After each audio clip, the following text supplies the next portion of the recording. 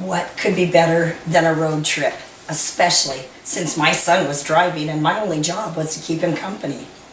It was very early when we headed west in pursuit of a motorcycle. My son was astute at finding great deals on dirt bikes, which in this case made it worth the long trip across the state. It was dark, and a heavy fog disguised the road and landmarks usually so familiar to us. I settled back in my seat, thankful I wasn't driving as we turned onto the two-lane highway.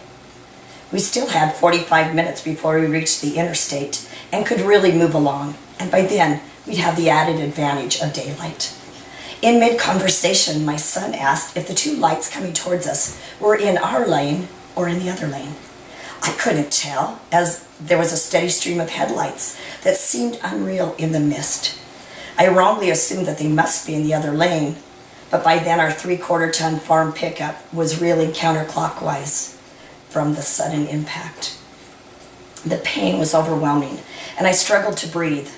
As the pickup came to a rest, I unbuckled my seatbelt and attempted to open the passenger door, desperate to get air into my lungs.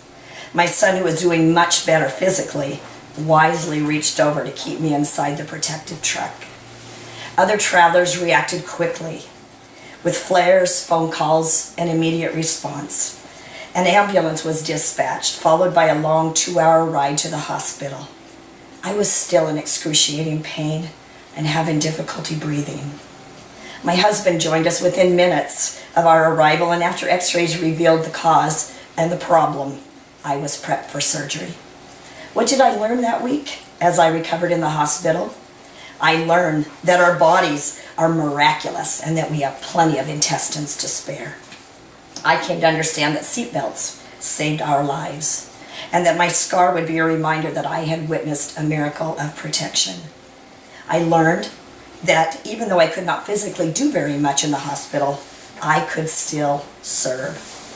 That week, family relationships were strengthened, feelings of gratitude were heightened, and compassion was ignited for a young man who would not return to his family because of a reckless decision on a dark, foggy morning.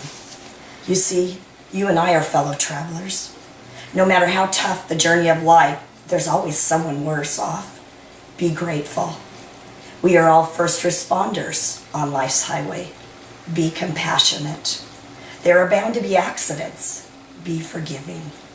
A wise person once said, helping one person might not change the world, but it could change the world for one person. Be that someone.